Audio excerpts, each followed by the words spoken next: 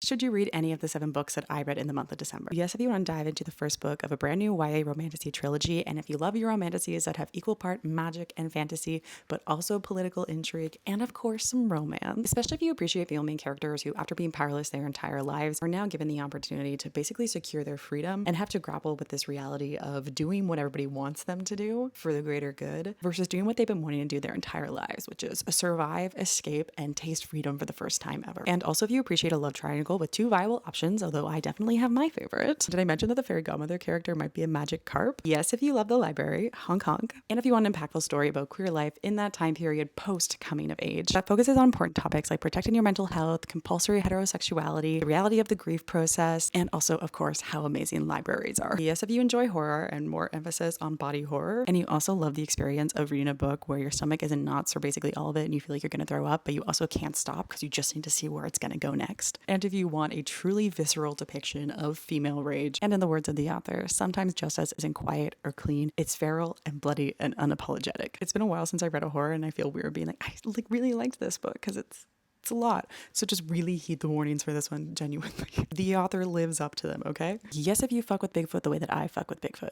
If you do, this little short story from this series that has 3 other books that I think you and other people should also read in hopes that the author will write more of them for me. Thank you. Yes, if you want a paranormal romance that features our female main character who works in a museum and one night accidentally awakens a gargoyle with her touch. Now he's in her apartment, keeps telling her that he's his mate, but she's got a few other things on her plate that are a bit more important to deal with right now, including figuring out what this means for the rest of the gargoyles in the museum, but also the fact that her gargoyle, he's turning back to a statue every day during daylight. I definitely recommend this one if you'd appreciate a more realistic approach to the whole mate thing. He is down bad, he is protective, he is your stereotypical mate monster creature, but she lives in the real world. She has a life. She has things she needs to do. So if he wants to make things work, they're gonna have to compromise. Yes, if you enjoy your holiday romances and appreciate a hot Irish male main character with a story setup that is a fun, spicy twist on the Christmas Carol ghosts. But no, if you love world building, because it doesn't make sense and it will keep you up at night. I have a list. Yes, if you want to tag along with a big, powerful old werewolf whose concerned friend thinks he's become too much of a recluse, so in the holiday spirit have set him up on 5 blind dates with random women from various dating sites. Each of the blind dates is told via a separate short story, but as the subsequent dates progress, there are signs that start to show that there seems to be a little bit more behind these dates than just the potential of romance and some concerned friends just looking out for their old werewolf pal. Truthfully, it was not what I expected when I went into it, but it was a nice twist to instead get a little bit more of a mystery, and we're kind of following our main character as a bit of a character study. We get to basically go through like the villains gallery of paranormal creatures, and there is still, of course, a dash of romance to warm yours and the big bad wolf's heart.